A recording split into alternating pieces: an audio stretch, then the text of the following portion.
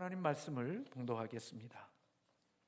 이사야 6장 1절에서 13절에 있는 말씀입니다. 이사야 6장 1절에서 13절에 있는 말씀입니다. 우시야 왕이 죽던 해에 내가 본즉 주께서 높이 들린 보좌에 앉으셨는데 그의 옷자락은 성전에 가득하였고 스랍들이 모시고 섰는데 각기 6날개가 있어 그 둘로는 자기 얼굴을 가리었고 그 둘로는 자기의 발을 가리었고 그 둘로는 날며 서로 불러 이르되 거룩하다 거룩하다 거룩하다 만군의 여호와여 그의 영광이 온 땅에 충만하도다 하더라. 이같이 화답하는 자의 소리로 말미암아 문지방의 터가 요동하며 성전의 연기가 충만한지라. 그때에 내가 말하되 화로다 나여 망하게 되었도다. 나는 입술이 부정한 사람이요 나는 입술이 부정한 백성 중에 거주하면서 만군의 여호와이신 왕을 배웠음이로다 하였더라. 그때 그 스랍 중에 하나가 부젓가락으로 제단에서 집은 바 핀 숯을 손에 가지고 내게로 날아와서 그것을 내 입에 대며 이르되 보라 이것이 내 입에 닿았으니 내 악이 제하여졌고 내 죄가 사하여졌느니라 하더라.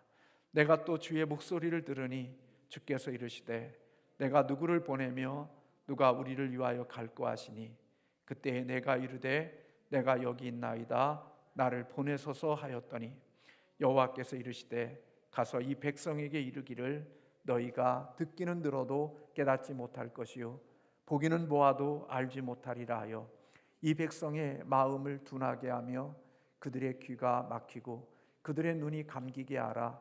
염려하건대 그들이 눈으로 보고 귀로 듣고 마음으로 깨닫고 다시 돌아와 고침을 받을까 하노라 하시기로. 내가 이르되 주여 어느 때까지니까 하였더니 주께서 대답하시되 성읍들은 황폐하여 주민이 없으며 가옥들에는 사람이 없고 이 토지는 황폐하게 되며 여호와께서 사람들을 멀리 옮기셔서 이 땅 가운데 황폐한 것이 많을 때까지니라. 그 중에 10분의 1이 아직 남아 있을지라도 이것도 황폐하게 될 것이나 밤나무와 상수리 나무가 배임을 당하여도 그 그루터기는 남아 있는 것 같이 거룩한 씨가 이 땅의 그루터기니라 하시더라. 아멘. 오늘 하나님의 부르심이라는 제목으로 같이 함께 말씀을 나누고자 합니다. 오늘 이사야 6장 1절과 23절에 있는 말씀은 저에게는 참 특별한 그런 말씀으로 기억되어지는 말씀입니다. 제가 전도사로 그렇게 가서 교회를 섬기면서 처음으로 목사님이 수요일에 말씀을 전하라고 해서 제가 전도사로 처음으로 사역지에 가서 설교했던 본문이 바로 이사야 6장 1절에서 13절에 있는 이 말씀입니다. 그때는 제가 성경도 잘 모르고 하나님의 말씀도 잘 설교할 줄 몰라서 지금 기억하기에 금난교회 지금은 고인이 되셨지만 김홍도 목사님의 설교집 불기둥이라는 설교집이 있는데 그 설교집에서 이것을 카피에다가 제가 좀 보태서 처음으로 하나님의 말씀을 전했던 그런 기억이 납니다. 그래서 이 말씀은 제가 처음에 전도사로 외부에 나가서 사역하면서 첫 번째 설교라기보다는 그냥 김홍도 목사님 설교했던 그 내용 카피해서 말씀을 전했던 그런 말씀이고, 그때 제가 전할 때 하나님의 영광과 하나님의 위엄과 그리고 하나님을 섬기는 스랍들에 대한 거기에 초점을 맞춰서 하나님의 말씀을 전했던 것 같습니다. 오늘 저는 이 말씀을 또다시 함께 읽으면서 하나님의 부르심 속에 담겨져 있는 그러한 말씀들을 같이 함께 나누려고 합니다. 하나님은 하나님의 중요한 일들을 행하실 때 하나님이 스스로 그 일을 하시기보다는 하나님은 사람들을 부르셔서 사람들을 통하여 하나님의 놀라운 일들을 이루시는 것을 볼 수 있습니다. 하나님은 이스라엘 백성들을 구원해 내시기 위해서 우리가 잘 아는 대로 모세를 부르셨고, 또 이방인들을 구원해 내기 위해서 교회를 핍박하고 예수 그리스도를 대적하는 바울을 부르셔서 하나님의 일꾼으로 삼으셨던 것을 볼 수가 있습니다. 이 땅에 많은 죄가 관영한 그 시대 속에서도 하나님은 노아를 부르셔서 방주를 짓게 하시고 하나님의 귀한 일들을 이루어 가셨던 것을 볼 수 있습니다. 하나님은 중요한 때 중요한 일들을 행하실 때마다 하나님은 사람을 부르시고 그 부르신 사람을 통하여서 하나님의 귀한 일들을 이루어 가시죠. 오늘 본문도 하나님께서 이사야를 부르시는 그러한 장면의 말씀을 여러분들이 잘 알고 계실 것입니다. 이사야가 하나님의 부르심을 받았을 때에는 우시야 왕이 죽을 때였다라고 기록하고 있습니다. 우시야 왕은 그래도 나름대로 그가 통치할 때에는 굉장히 강한 나라였습니다. 그런데 나라가 강해지니까 그가 마음이 교만해져서 하나님의 성전에 들어가서 분향해서는 안 되는데 사람들이 말림에도 불구하고 성전에서 분향을 하다가 문둥병이 발해서 골방에서 지내다가 별궁에 살다가 마침내 죽게 되어지는 그러한 끝이 안 좋은 왕이 바로 우시야 왕이었습니다. 이 우시야 왕이 죽었던 해에라는 이 말씀 속에서 이스라엘의 운명이 조금씩 기울어져 가고 그들의 영적인 그러한 모습들이 점점 약해져 가고 있다는 사실을 우리에게 짐작해 줍니다. 이때가 북이스라엘이 아수르에 의하여서 멸망하기 18년 전이니까 결국 이스라엘의 멸망을 앞에 두고 있는 그러한 때에 하나님께서 이사야를 불러주신 것입니다. 아마 이사야는 조국의 어려움을 보면서 성전에 들어가서 하나님께 기도하고 있었겠죠. 그때에 하나님으로부터 그는 환상을 보게 되어집니다. 그가 본 환상은 보좌에 앉으신 이의 옷자락이 성전에 가득하였고 성전에는 연기가 충만했다고 그렇게 기록하고 있습니다. 주께서는 하늘 보좌에 앉으셨고 스랍들이 그 곁에 서 있는데 그 각기 6날개로 있어서 둘로는 자기 얼굴을 가리고 둘로는 자기 발을 가리고 그 둘로는 날며 창화했다. 그렇게 예전 성경에는 그렇게 기록되어져 있습니다. 그때에 이들이 서서 거룩하다 거룩하다 거룩하다 만군의 여호와여 그의 영광이 온 땅에 가득하도다 온 땅에 충만하도다라고 스랍들이 외치는 그러한 소리를 듣게 되어집니다. 만군이라는 말은 하늘과 땅에 있는 모든 것들을 다 통치하시고 다스리는 모든 것을 의미하는 것이고 그분은 거룩하신 분이라고 오늘 말씀하고 있습니다. 이렇게 만군의 여호와 하나님 그리고 거룩하신 하나님의 영광을 본 오늘 이사야는 자기와 자기의 백성들의 죄로 인하여서 오늘 그렇게 고백합니다. 화로다 나여 망하게 되어졌도다. 나는 입술이 부정한 사람이요 입술이 부정한 백성 중에 거주하면서 만군의 여호와 하나님을 배웠다라고 말하며 탄식하는 것을 보게 되어집니다. 자신이 입술이 부정한 자라고 하는 이 말은 결국은 그의 마음을 보여주는 것이라고 볼 수 있는 거죠. 그의 마음이 부정하고 그의 처체 자체가 부정한 모습으로서 거룩하신 하나님을 배웠기에 그는 망하게 되어졌다고 그렇게 이야기하고 있습니다. 이때에 하나님께서 수납 중에 하나가 제단에서 집은 핀숯을 그의 입술에 대며 그의 악이 제하여졌고 또 그 죄가 사하여졌다고 하는 이러한 것들을 행하게 해주시죠. 그리고 이러한 일이 있은 이후에 하나님은 내가 누구를 보내며 누가 우리를 위하여 갈 거라고 하는 이러한 물음 앞에 오늘 이사야 선지자가 내가 여기 있나이다 나를 보내소서라고 하나님의 이 부르심에 응답하는 모습을 보게 되어집니다. 이렇게 하나님의 이사야를 불러주시고 하나님의 선지자로서 그를 세워주신 이 선지자의 사역을 놓고 보면 오늘 본문의 말씀 속에 나타난 것은 그가 하나님 앞에 가야 될 사명이 그렇게 즐겁고 행복한 길이 아니라는 사실을 우리에게 보여주고 있습니다.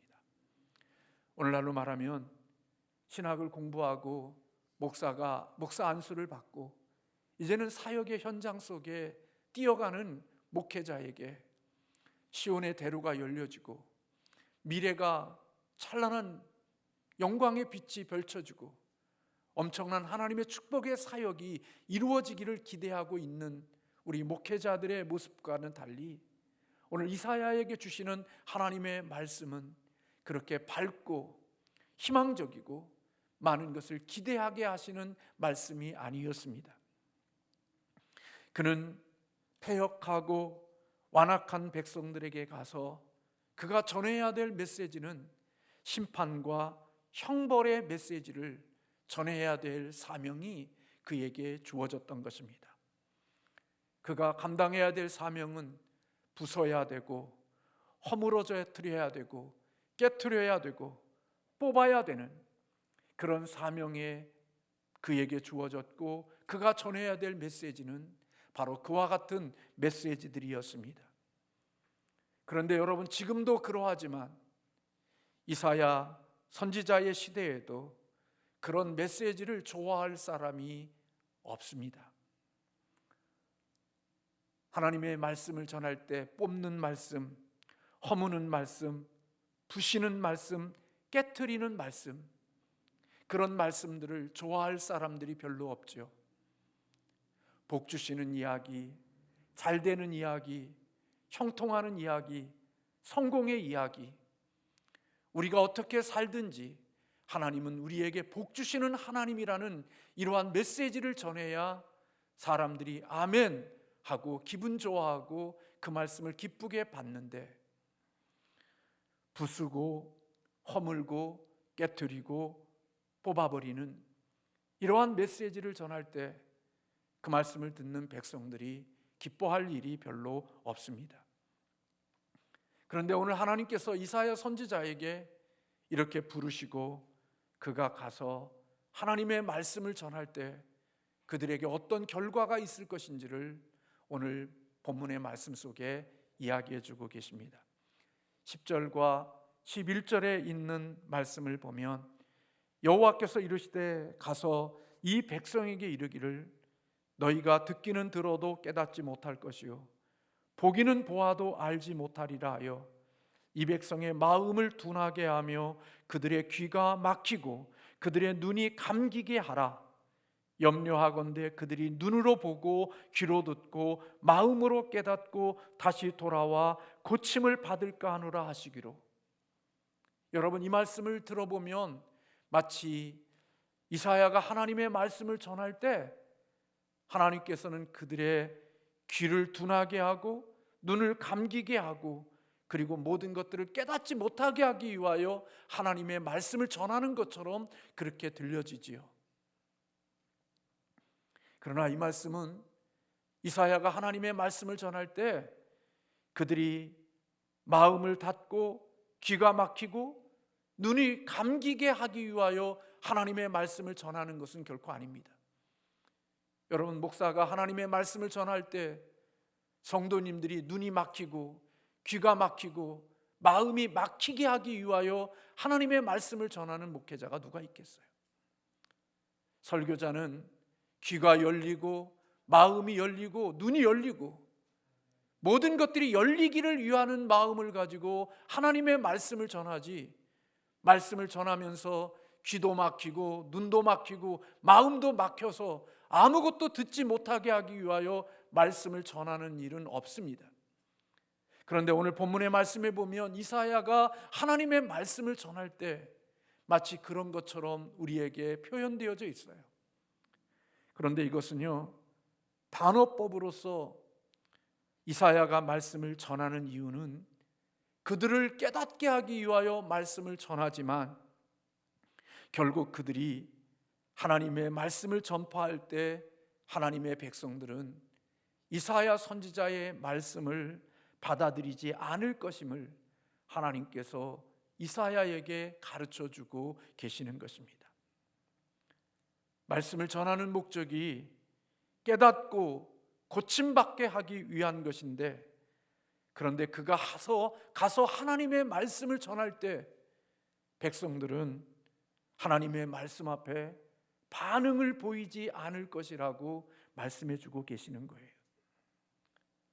네가 가서 하나님의 부르심을 받은 사명자로 가서 백성들에게 하나님의 말씀을 선포할 때 백성들이 귀가 열리고 눈이 열리고 마음이 열리고, 그래서 너의 말씀에 반응하고 회개하고 하나님께로 돌아오는 자들이 있는 게 아니라, 가서 말씀을 전하면 네가 전하는 그 말씀으로 인하여 백성들은 귀를 더 닫을 것이고 눈을 더 닫을 것이고 마음을 더 닫아버릴 것이라고 하나님께서 이사야 선지자에게 말씀해 주고 계시는 거예요.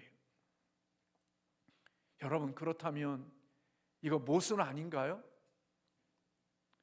하나님이 이사야를 보내시는 이유가 뭐예요? 사람들을 변화시키기 위하여 보내시는 것 아니에요? 사람을 바꾸시기 위하여 보내시는 거 아니에요? 완악한 사람이 깨지고 부서지고 회개하기 위하여 하나님이 보내시는 것 아니에요?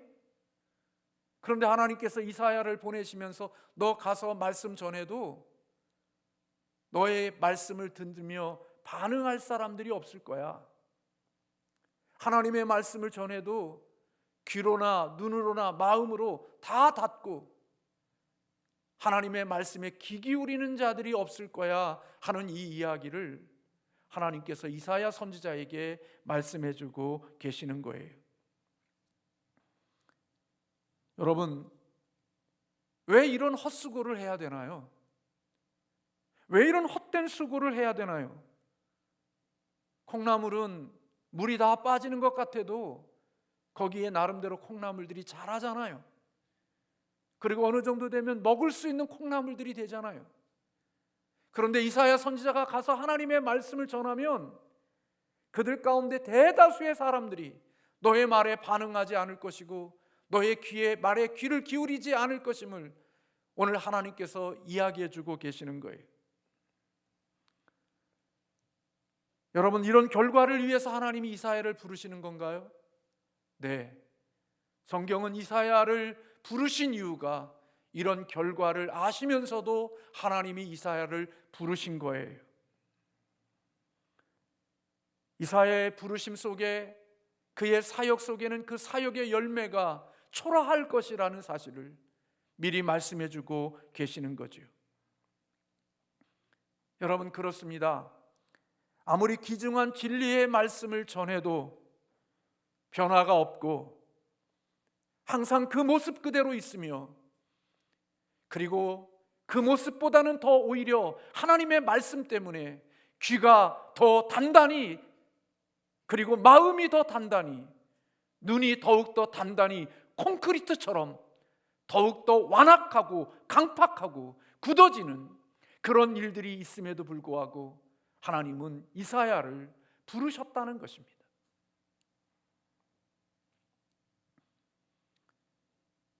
여러분, 이런 모습들로 인하여 사역자들은 좌절하고, 이런 모습들로 인하여 하나님의 일꾼들은 자괴감에 빠지는 것 아니겠어요? 나름대로 하나님 앞에 열심히 살아보려고 하고 하나님의 맡겨진 일들을 잘 감당해 보려고 하는데 변화가 있기는커녕 점점 더 강팍해지고 완악해지고 싸나워지고, 더욱더 하나님의 말씀 앞에 반응하지 않고 대적하는 자들이 많아지는 그러한 일들 속에 하나님이 이사야를 부르셨다는 거예요.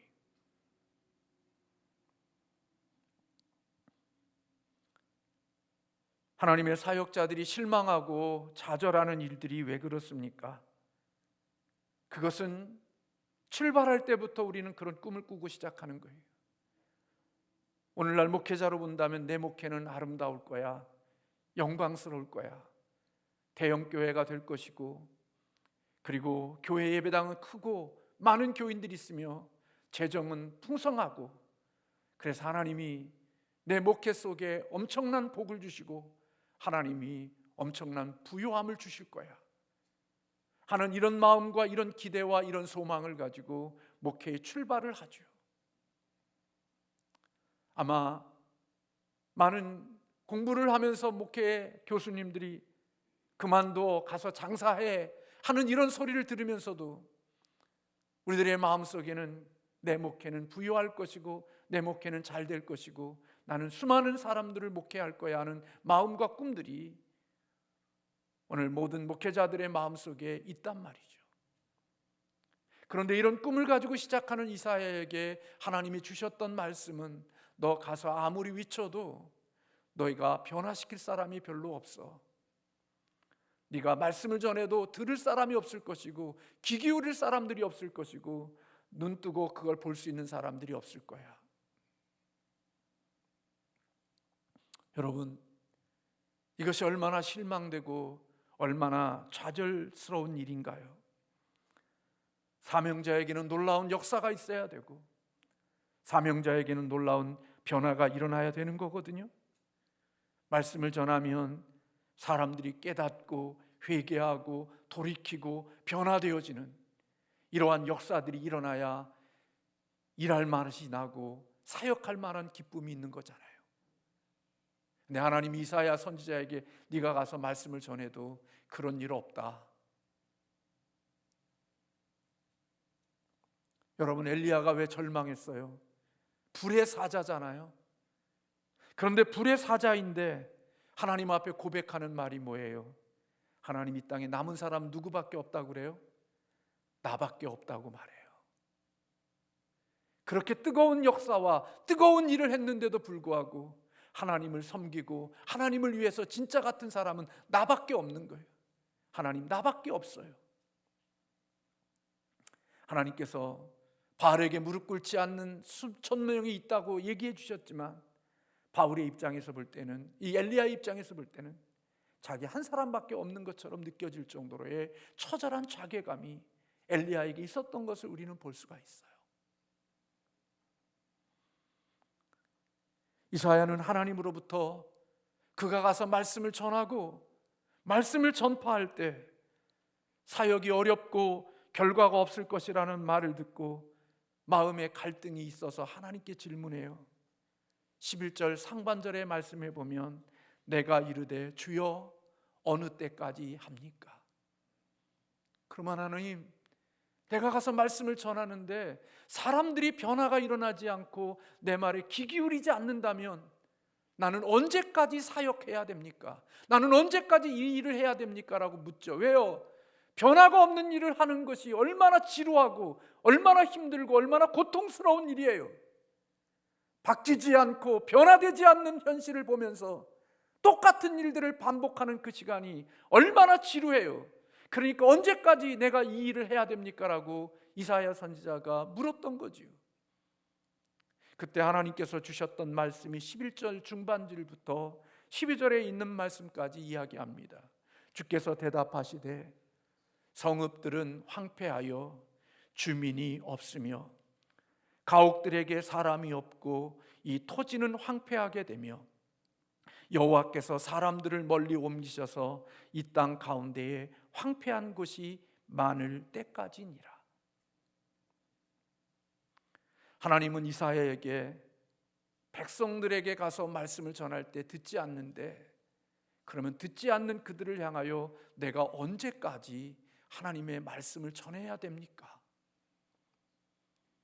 이 기가 막힌 현실 앞에서 나는 언제까지 하나님의 부르심 앞에서 순종해야 됩니까? 라고 묻고 있는 겁니다. 그 질문 앞에 하나님이 성읍은 황폐하고 주민이 없고 가옥에 사람이 없고 토지는 황폐하게 되고 여호와께서 사람들을 멀리 옮기셔서 이 땅 가운데 황폐한 곳이 많을 때까지 네가 사역을 해야 한다 말씀하시는 거예요. 이 말씀은요, 북쪽 이스라엘이 아수르에 의하여 멸망하여 포로로 끌려갈 때까지, 나라가 망할 때까지 하나님의 말씀을 전하고 하나님의 부르심 앞에 순종하는 자가 되어야 한다는 사실을 말씀해 주고 있는 거예요.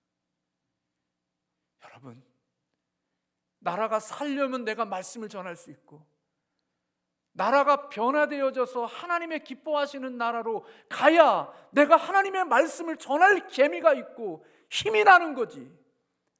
내가 가서 그렇게 말씀을 전했는데도 불구하고 결국은 이 나라가 망하고 이들이 포로로 끌려가는 그런 현실이 되어지는 그러한 현실 앞에 설 때까지 하나님의 말씀을 전하라고 하는 이 말씀 앞에 여러분 어떤 생각이 들어요? 망하지 않기 위하여 하나님 말씀 전하는 거 아니에요? 살리기 위하여 하나님 말씀 전하는 거 아니에요? 하나님이 일으키기 위하여 하나님의 말씀 전하는 거 아니에요? 내가 오늘 또 하나님의 말씀을 전하고 주의 일을 행하는 이유가 하나님의 복 주시고 하나님의 은혜 주시는, 오늘 지금 이 시간에도 하나님의 은혜 주실 그 은혜를 기다리며 오늘 또 하나님의 일들을 감당하는 거 아니에요? 근데 하나님이 이사야에게 언제까지 말씀을 전해야 돼요? 그러니까 이 나라가 망해서 아수르의 포로로 끌려갈 때까지, 이 나라가 없어질 때까지 하나님의 말씀을 전하는 자가 되어야 한다고 말씀해 주고 계시는 거예요. 아무리 말씀을 전해도 변화가 일어나지 않을 것이고 결국은 그 나라는 멸망함으로 끝난다는 거예요.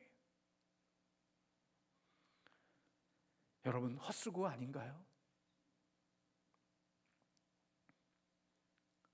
밑 빠진 독에 물을 붓는 것과 같은 것 아닌가요?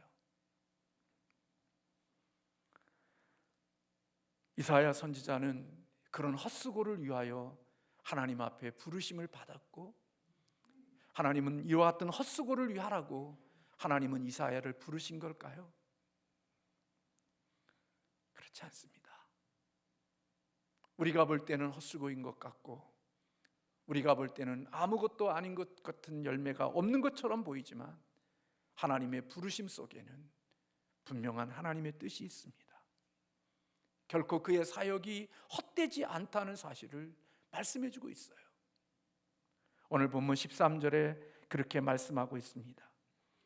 그 중에 10분의 1이 아직 남아 있을지라도 이것도 황폐하여 될 것이나 밤나무와 상수리 나무가 배임을 당하여도 그 그루터기는 남아 있는 것 같이 거룩한 씨가 이 땅의 그루터기니라 하시더라.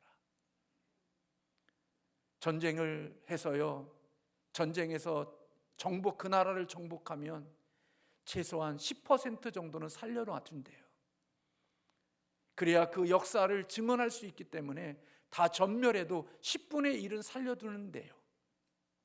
근데 오늘 여기 말씀해 보니까 10분의 1이 아직 남아 있을지라도 이것도 황폐하게 될 것이라는 거예요. 그러니까 10분의 1도 남아 있지 않다는 거예요. 그러나 하나님은 그 가운데 속에서 중요한 말씀을 하셔요. 모두가 다 배임을 당한 것 같아도 그 속에 그루터기가 남아 있다고, 거룩한 씨가 남아 있다고. 하나님이 이사야를 부르신 것은 모든 나무가 베어지고 모든 나라가 멸망하여서 포로로 끌려가고 모든 게 끝난 것처럼 보이지만 하나님은 이사야의 사역을 통하여서 남겨진 그루터기와 거룩한 씨를 위하여 하나님이 이사야를 부르시고 이사야에게 귀중한 사명을 맡겨주시고 있다는 사실을 우리에게 가르쳐주고 있는 거예요. 이사야 선지자의 사역 때문에 히스기야 왕이 하나님 앞에 돌이킬 수 있었고, 이 이사야의 사역 때문에 하나님 앞에 돌아온 역사가 있기도 하지만 그러나 그건 너무나 미비한 거죠.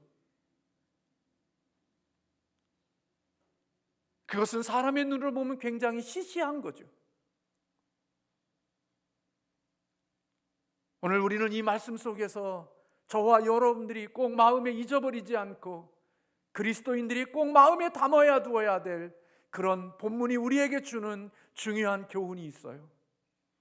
특별히 담임 목사는 더 두말할 필요도 없고 신실하게 주님을 섬기고 믿음을 가지고 살아가는 그리스도인들이 기억해야 될 것, 하나님이 우리를 불러주시고 하나님이 우리를 부르심 속에는 성공을 위한 부르심이 아니라 신실함으로 우리를 불러주셨다는 사실을 잊지 않아야 된다는 거예요. 하나님이 우리를 부르심은 성공으로의 부름이 아니라 우리의 부르심 속에는 신실함과 충성스러움으로 우리를 불러주셨다는 이 사실을 우리의 담임 목사와 이 시대를 살아가는 사역자들의 마음속에 결코 잊지 않아야 된다고 하는 사실을 이사야 선지자를 통하여서 우리에게 가르쳐주고 있는 거예요. 우리를 성공으로 부르신 것이 아니라 하나님은 우리를 신실함으로 우리를 불러주셨다는 것입니다. 만약에 하나님의 부르심이 성공으로의 부르심이라고 생각한다면 저를 비롯한 이 땅의 많은 사역자들은 실패자가 될 것입니다. 지금도 적은 양의 무리를 이끌며 하나님 앞에 목양하고, 그리고 그 적은 양 무리들 속에서도 교회를 세우는 일에 목회의 동역자가 되지 않고 오히려 목회자의 고통과 아픔이 되는 가룟 유다와 같은 사람들과 함께 목회하며 그 척박한 땅에서 오늘 또 하나님의 신실한 믿음으로 일하고 있는 하나님의 사람들, 하나님이 우리를 성공으로 부르심이 하나님이 우리의 부름의 목적이라면 담임 목사를 비롯하여 이 땅에 있는 많은 사역자들은 실패자일 것입니다. 하루하루를 살아가면서 실패자로서 실망과 절망과 좌절 속에 하루하루를 때우는 인생으로 인생을 살아가는 자들이 될 수밖에 없겠지요. 그러나 하나님은 어떤 때는 신실함으로 하나님의 사역을 감당하고 정말 온 마음 다하여 주의 일을 행해도 이사야처럼 많은 사람들이 다 귀 닫고 눈 닫고 마음 닫고 오히려 더 콘크리트처럼 더 마음이 강팍해지고 대적하는 자들로 변화되지만, 그래서 우리의 사역 속에 아무 일도 일어나지 않은 것 같고 우리의 수고가 더 헛된 수고처럼 보일런지 몰라도 하나님이 부르신 그들 속에는 여전히 신실함으로 사역을 감당할 때 다 없어진 것 같아도 하나님이 남겨놓으신 그루터기 거룩한 씨가 있고 그 거룩한 씨들을 위하여 하나님이 그를 지금도 일하고 계시다고 하는 이 사실을 이사야 선지자에게 가르쳐주고 있는 것입니다.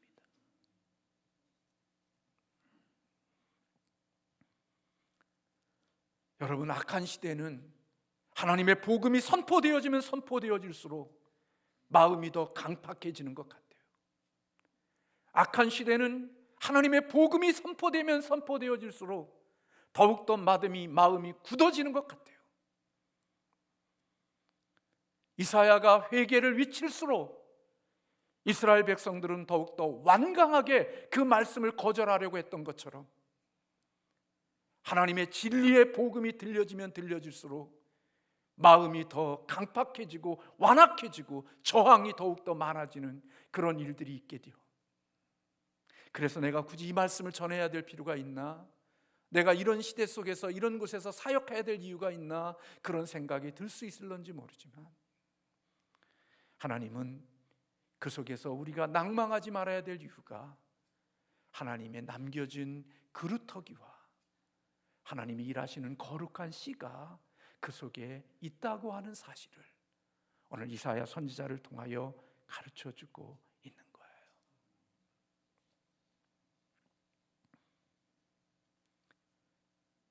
사랑하는 성도 여러분,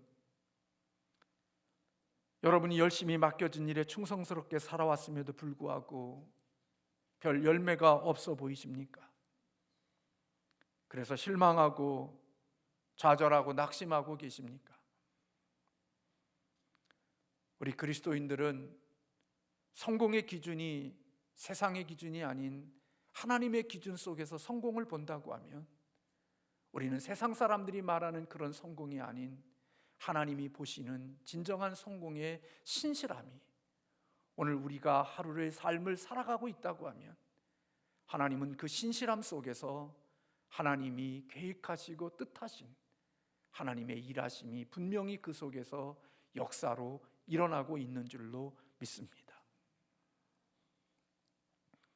오늘 하나님의 부르심 앞에 세상이 어떻든 그리고 열매가 있든 없든 오히려 열매가 있기는커녕 더욱더 반대자들과 저항자들과 대적자들이 많아지는 그 속에서도 우리는 절망하고 실망하고 낙심할 것이 아니라 오늘 또 하나님의 부르심 앞에 신실하게, 오늘 또 주어진 길을 걸어가면 하나님은 하나님의 일하시는 일들을 하나님께서 흐르게 하시고 하나님이 역사하고 계시다는 사실을 우리에게 보여주고 있는 거죠. 성공하지 못했다 할지라도 하나님 앞에 신실하게 살아가면 그것은 하나님 앞에서 성공보다 더 귀히 여기시는 아름다운 축복일 수가 있습니다. 바울은 고린도전서 4장 2절에서 그렇게 말씀했습니다. 맡은 자의 구할 것은 충성이니라. 디모데후서 2장 2절에 그렇게 말씀했습니다.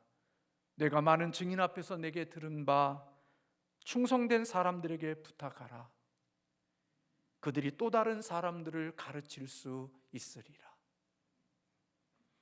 여러분들이 잘 아는 계시록 2장 10절에 있는 말씀, 내가 죽도록 충성하라.